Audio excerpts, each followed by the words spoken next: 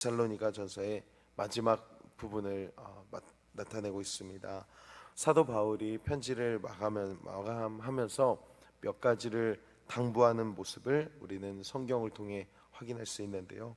우선 교회에서 사역하는 사역자들을 존중하고, 또한 성도는 성도 간에 서로 화목해야 할 것을 오늘 성경은 말하고 있습니다. 그리고 성도가 마땅히 어떻게 살아가야 하는지에 대한 내용을 오늘 바울이 마지막으로 당부하고 있습니다. 그런데 다른 사람보다 14절에 보면 먼저 게으른 사람을 권계하고 마음이 약한 사람을 격려하며 신앙적으로 힘없는 자들을 붙들어주고 사랑으로 오래 참으라고 오늘 바울은 말하고 있습니다. 다른 것보다 먼저 말하는 사람이 누구였다고요? 게으른 사람과 마음이 약한 사람이었습니다. 여기서 말하는 게으른 사람은 행동이 느린 그런 게으름도 말하지만 무질서한 사람을 말하는 겁니다. 불규칙적인 사람을 말하는 겁니다. 그리고 마음이 약한 사람은 자신감이 없는 사람을 말하는 겁니다. 즉, 교회에서 내 마음대로 내키는 대로 행동하는 이들이나 권위에 불순종하는 사람들, 그리고 자신감이 없어서 마땅히 성도로서 직무를 감당하지 못하고 행동하는 그런 사람들이 그 당시 초대교회도 있었다는 것입니다. 그런데 그러한 사람들을 붙잡아주고 권면하고 세워줘야 한다는 것입니다. 공동체 생활에 있어서 여러분, 가장 중요한 것이 무엇일까요? 그것은 바로 사랑과 관용입니다. 사랑으로 용납해 주는 것이 가장 어렵지만 가장 중요하게 여기는 과제인 것 같습니다. 사람마다 누구나 강점과 약점이 있습니다. 건강한 공동체의 구성원들은 다른 형제의 실수와 잘못을 방임하지 않고 사랑으로 품어줄 수 있는, 그리고 견책할 수 있는 그런 마음이 있어야 합니다. 동시에 그가 잘못된 길을 깨닫고 올바른 길로 다시 돌아올 수 있도록 인내하고 도와줄 수 있는 그런 성도가 되어야 합니다. 그리고 또한 허물과 약점이 있는 성도들에게 성급하게 화를 내거나 분쟁을 조장하거나 책임을 물으면서 정죄하는 것이 아닙니다. 언제나 선한 마음을 품고 서로 귀하게 여길 줄 알아야 합니다. 서로 꾸짖고 비난하는 대신 사랑하고 관용으로 용납해주고 용서해주는 것이, 그리고 화목하며 살아가는 것이 교회가 되어야 할 모습입니다. 제가 전에 기도원 생활을 좀 했었습니다. 근데 그 기도원에서 생활하는 게 보통 생활이 아니라 수도원에서 생활하는 그런 것과 동일했습니다. 몇 번 얘기를 드렸지만, 이렇게 새벽 예배를 드리고 난 다음에 1시간 기도를 하고, 그리고 아침 예배가 있었습니다. 아침 예배가 이제 10시 반에 있었는데, 근데 9시 반부터 이제 찬양팀 연습을 하고 이런 과정이 있었기 때문에 새벽 예배 끝나고 뭐 쪽잠을 자면 자는데 거의 안 자고 이렇게 있다가 아침 먹고, 그리고 찬양팀 연습하고 예배 드리고 나면 점심 시간이에요. 그러면 점심 먹고 디비 자는 겁니다. 왜냐면 그렇게 자거나 아니면 남자들이 그때 산에서 있었기 때문에 육체적 노동을 가시화시켜가지고 항상 일을 했었습니다. 정말 모든 노동을 다 해본 것 같습니다. 포크레인 조정하는 것부터 해가지고 뭐 나무 도끼로 패는 거는 일상이었고요. 뭐 산에 있는 나무 끌어다가 막 그 톱으로 썰고 막 별거 다 해봤습니다. 그리고 뭐 어떤 시멘트도 발라보고 뭐 아주 많은 일들을 했었습니다. 아니면 좀 잤어야 해요. 왜냐하면 체력을 아껴야 저녁 예배를 또 드리거든요. 그렇게 하고 저녁에 또 예배를 드립니다. 그런 다음에 밤이 되면 정리를 하면 11시쯤 됐는데, 그러면 산기도로 출발하는 겁니다. 가가지고 그 영적인 담력을 키우면서 정말로 죽어라 기도하고 내려오는 겁니다. 그럼 새벽 1시예요. 그러면 그 다음날 또 새벽 예배를 드리는 거예요. 그런데 여러분 보세요. 이런 남자 10명 정도 되는 사람들이 함께 예배를 드리고 함께 생활하고 그렇게 살았거든요. 그러면 외인들이 봤을 때, 다른 성도님들이 봤을 때 이러한 삶은 굉장히 거룩한 삶으로 보여요. 막 그 저희가 이름이 형제단이었거든요. 막 형제단 우리 전사님들은 막 다들 막 1등 신부 만날 거다 해가지고 별의별 얘기가 많았습니다. 저는 만났어요. 네, 저는 만났는데 아직 못 만난 분들도 있지만 어쨌든 그렇게 하면 정말 정말 거룩해 보이거든요. 그 멀리서 온 사람들이나 저희를 모르는 사람들은 그 삶을 보면 그 자체가 얼마나 순도가 아주 짙고 얼마나 주님을 향한 사랑이 깊었겠습니까? 그런데 참 신기한 것은 그 안에서도 참 사람 사는 것이 똑같다는 걸 느끼고 너무 귀한 삶이었지만 너무 힘든 삶을 살 때도 많았다는 겁니다.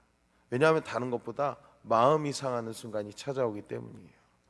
여러분 겉으로 봤을 때는 거룩한 공동체의 모습이고 같이 일하고 같이 먹고 같이 잠을 자고 그렇기 때문에 그 안에서 사람들이 정말 귀하게 여겨줄 수 있었지만 실상 그 안에서도 다툼이 있고 서로에게 감정이 쌓이기도 하고 그런 순간도 있었다는 거예요. 그래서 물론 서로 용서하고 침묵하고 아껴주고 항상 그렇게 노력을 했지만 사람이 참 살을 비비며 살아간다는 것이 순탄치만은 않았습니다. 아무리 거룩한 공간과 거룩한 자리에서 함께 살아간다 해도 여러분 잠도 어떤 데서 잔 줄 아십니까? 예를 들어서 집이 있으면 그 위에 지붕이 있잖아요. 집과 지붕 사이에 있는 공간을 만들어낸 거예요. 그래서 바로 위가 철근이 있고 거기를 이제 이렇게 벽으로 덮었는데 그래서 그 지붕이 이렇게 삼각형이면 그 각자 사물함을 그 삼각형 모양이 껴서 맞춘 거예요. 군대 관물대처럼 한 요만한 그런 걸로 다 맞추고 거기에 모든 짐을 다 넣는 겁니다. 여러분 얼마나 깜짝 놀란지 아십니까? 이렇게 밤에 노트북을 켜고 프레시를 켜고 있으면 누가 이렇게 빼꼼하고 나오는데 뭐가 나온지 아십니까? 쥐가 안녕 이러고 나옵니다. 아우 제가 새벽에 제가 그 당시 더 어렸기 때문에 잠이 별로 없으니까 새벽 그 산기도 갔다 오면 너무 좀 순간 놀고 싶은 거예요. 영화라도 좀 한 편 보자. 그러고 이렇게 보고 젤리를 꺼내서 먹고 있으면 이렇게 보면 벌써 젤리가 이렇게 뚫려 있어요. 이렇게. 그래서 왜 이러지? 그러고 아무렇지도 않게 먹고 있으면 쥐가 까꿍하는 거예요. 그래서 모든 짐을 막 다 빨래하기도 하고 여러분 그런 공간에서 살았습니다. 그러니까 사람들이 봤을 때는 아이고 딱해라 세상에 우리 성인 20대 남자들이 고생하네 막 진짜 어떡하면 좋아 막 어떤 사람은 양복을 해진 거를 막 계속 질질 끌고 다니고 있기도 하고 그랬었습니다. 그런데 거룩한 공간과 거룩한 자리에서 서로 참 어렵게 주님을 위해서 주님만을 위해서 살아간다고 그렇게 한다 할지라도 내가 거룩을 지키지 않고 내가 마음을 지키지 않으면 그 안에서도 분열과 갈라짐은 존재하기 마련인 것입니다. 여러분 부부관계도 마찬가지 아닐까요? 아무리 서로 사랑한다 말한다 해도 노력하지 않으면 갈라지는 것이 관계라는 것인데 여러분 교회라고 하는 것은 각자 저마다 다른 환경과 상황 가운데서 지내다가 만나는 곳인데 어떻게 모두가 다 맞을 수 있겠습니까? 여러분 때로는 서로 다르고 부딪힐 수 있는 상황도 올 수 있다는 것입니다. 누군가는 무질서한 게으른 사람도 있는 것이고 누군가는 열심히 봉사하는 사람도 있는 것입니다. 여러분 그렇다면 성도는 이러한 상황에 대해서 어떻게 대응하고 어떻게 생각해야 할까요? 마음이 만난 사람들끼리 서로 교제하기 바쁜 그런 모습이 아니라 용서와 용납이 앞선 교회가 하나님께서 사용하시는 교회가 될 줄로 믿습니다. 그런 거룩한 신앙의 공동체가 교회가 되어야 합니다. 여러분 마귀는요 지금도 성도와 성도 사이를 분열시켜 놓습니다.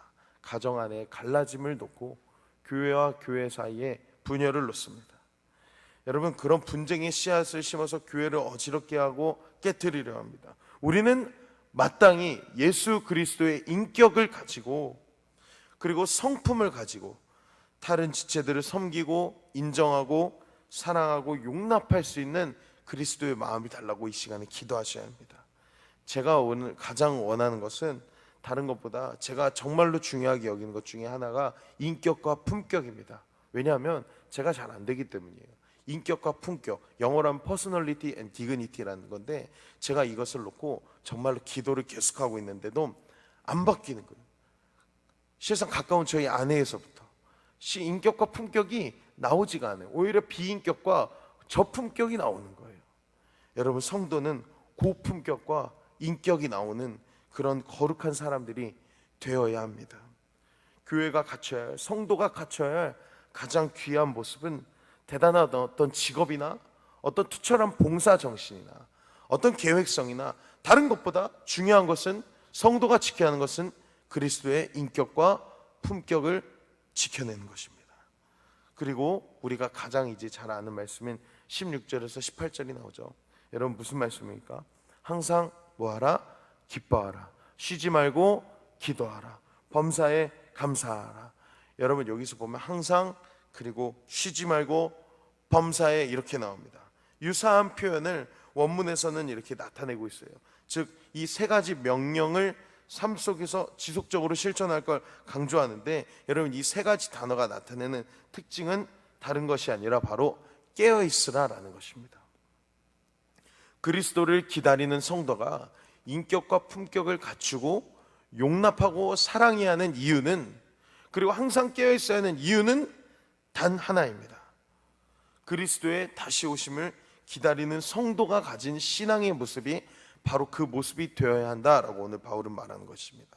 그래서 19절 이하에 보시면, 성령을 소멸하지 말고 예언을 멸시하지 말고 범사해야 하려 좋은 것, 여기서 말하는 좋은 것은 굿띵입니다. 선한 것을 취하고, 항상 선한 것을 취하고 악은 어떤 모양이라도 버리라 라고 하는 것인데, 그리고 23절에 우리 주 예수 그리스도께서 강림하실 때에 라고 말하면서 주님의 다시 오심을 목표로 한 신앙의 모습들을 쭉 보여주고 있는 것입니다.